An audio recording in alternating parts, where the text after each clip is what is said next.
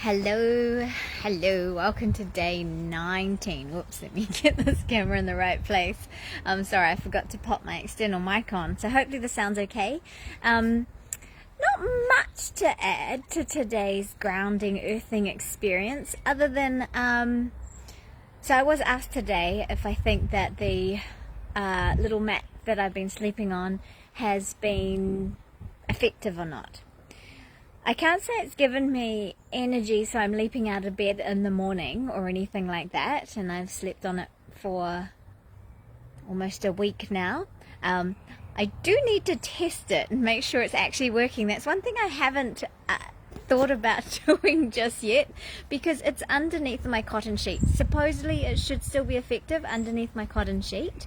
And yeah, I just need to see what level of grounding I'm actually getting. Like, is the number on my multimeter coming right down, or is it still high because I have so much electronics underneath my bed and my electric blanket, which I really should take off. So I am going to check that out and have a little look. But what I have noticed about having the earthing mat on my bed, whether it's because of the mat or it's because of my life choices lately, I haven't been feeling stiff and achy, because I teach a lot of yoga, and some of it's intense, some of it's not, but there's a lot of it in my life, so sometimes I do feel the effects of a lot of yoga on my body, but I haven't actually had sort of aches or pains or stiffness or anything like that. And like I mentioned the other day, I have had this issue with the right side of my back muscle getting very tight and uncomfortable, and I was at a point where I was super desperate. I went for massages. I went to a lady that did this thing called, what was it called?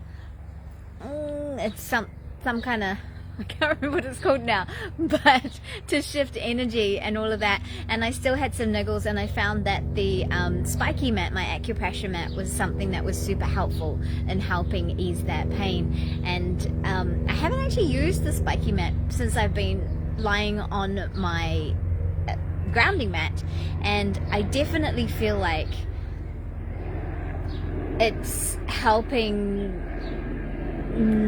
Yeah, it's helping in the sense of reduction in pain or stiffness or tightness in my muscles. I don't know.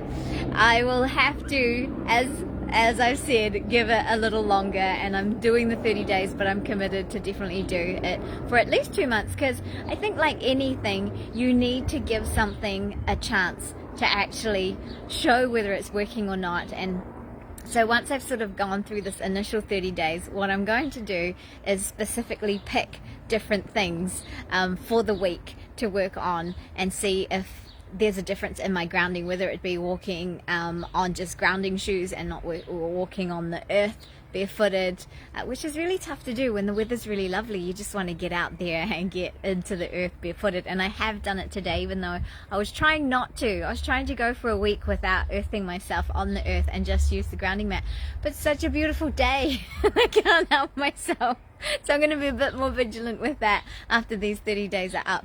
And yeah, I mean, my studies are not by any stretch of the imagination scientific at all. They are purely my experiences, and I think that's important, though, because we all are different. We all react differently. We have different expectations. I have no expectations. I would hope that there would be a difference, but I'm pretty open to the equipment not working and just the earth, because I do believe that the earth energizes us and gives us some vitality in our life. So I keep coming back to being barefoot.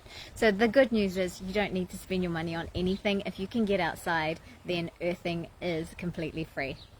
So I will talk to you tomorrow.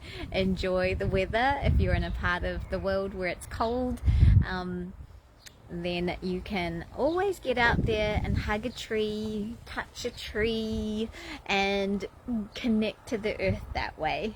Or just do some grounding meditations and some yoga. That's a good way to ground. You might not get the earthing electrons, but you'll definitely get some kind of benefit from that.